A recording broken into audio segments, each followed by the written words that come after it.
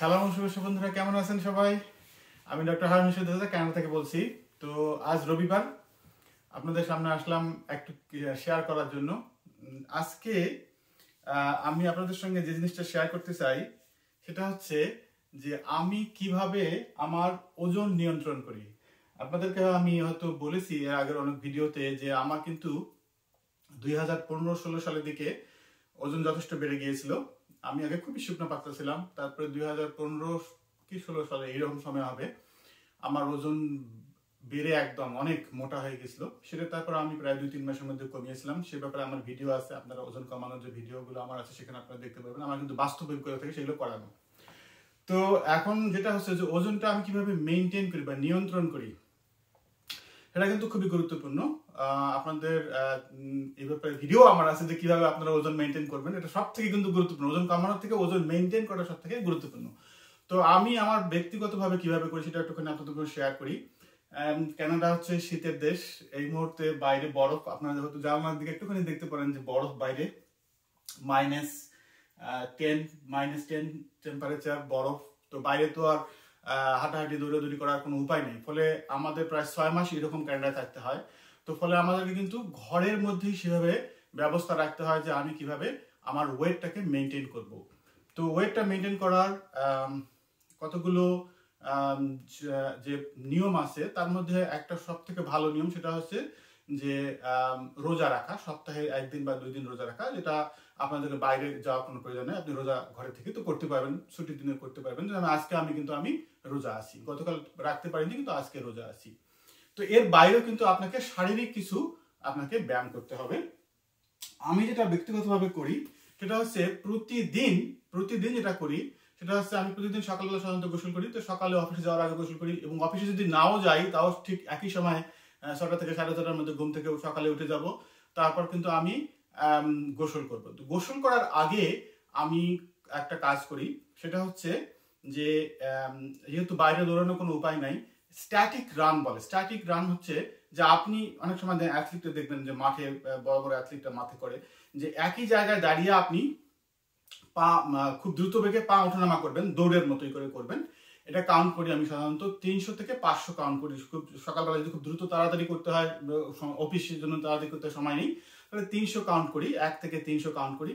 আর যদি সময় থাকে তাহলে হয়তো 1 থেকে 500 কাউন্ট করে আমি একই জায়গায় দৌড়াবো। এটা একটা করি। একই জায়গায় দৌড়ানোর পরে তারপরে কিন্তু আমি যেটা করি সেটা হচ্ছে যে আমি আরো কিছু ফ্রি হ্যান্ড এক্সারসাইজ করি। ওটা একদম মাস্ট প্রতি সকালে আমি করি। সেটা হচ্ছে যে নিচু হওয়া, তারপর বসা, এরকম প্রায় 10টা 20টা কাউন্ট করি। তো আপনাদের একটুখানি দেখাই কিভাবে করবেন ওই একই স্ট্যাটিক রানটা কিভাবে করবেন। স্ট্যাটিক রানটা হচ্ছে ভিডিওটাতে আপনারা হয়তো দেখতে পারবেন কিনা জানি না। যাই হোক, আমি যেটা বলতে চাচ্ছি সেটা হচ্ছে এই টাইপের। আমি একটু ধরি এরকম করে, তাহলে হয়তো বুঝতে পারবেন যে এই টাইপের আপনি দাঁড়াবেন। দাঁড়ানোর পরে একটা সফট জায়গার মধ্যে, আমি যেমন বাথরুমের মধ্যে একটা কার্পেটের মধ্যে সেটা, পাপোশের মধ্যে সেটা করি। এখানে যেমন সফট জায়গা আছে একটা, আমি যেমন এখানে জায়গাটা সফট, ব্যায়াম করার জন্য এই জায়গাটা আমার তৈরি করা বেডরুমের মধ্যেই। এখানে আপনি এইভাবে দৌড়াবেন, এই যে এইভাবে আপনি 300 থেকে 500 কাউন্ট স্ট্যাটিক রান করবেন সকালবেলা। করার পরে তারপরে আপনি যেটা করবেন সেটা হচ্ছে ওটা কাউন্ট করার পরে তারপরে আপনি এইটা, তারপরে বসা, এটা একটা কাউন্ট, এরকম করে 10টা করে কাউন্ট করবেন বসার এবং ওঠা, এরকম করে তারপরে যে এরকম করে এটা একটা কাউন্ট, এরকম করে 10টা কাউন্ট করবেন। তো 10টা থেকে 20টা কাউন্ট করবেন। এটা প্রতিদিন সকালবেলা আমি করি, একদম রেগুলার এটা করি। এর বাইরে তো আরেকটা যেটা বসে আছে, আপনাকে কিন্তু রেগুলার ওজনটা মাপতে হবে। ওজনটা কিন্তু আমি প্রায় প্রতিদিনই একবার, বা ভুলে গেলেও হয়তো 2-3 দিন পর একবার ওজনটা মাপি, যে আমার ওজনটা আমি মেনটেনে রাখতে পারতেছি কিনা, উইদিন +-2-3 পাউন্ড, এর বাইরে যেন না যায়। এর বাইরে যেটা আমি করি, সপ্তাহে 1 দিন বা 2 দিন, ছুটির দিনে, অফিসের দিনে সেটা করা যায় না, সেটা হচ্ছে এই যে ধরনের কিছু ফ্রি হ্যান্ড এক্সারসাইজ আপনি করতে পারেন, যেমন ইলাস্টিক ব্যান্ড দিয়ে। সেটা হচ্ছে মনে করেন যে আমি যেটা করি সাধারণত সেটা হচ্ছে হাতের ব্যায়ামটা করি এইটা দিয়ে।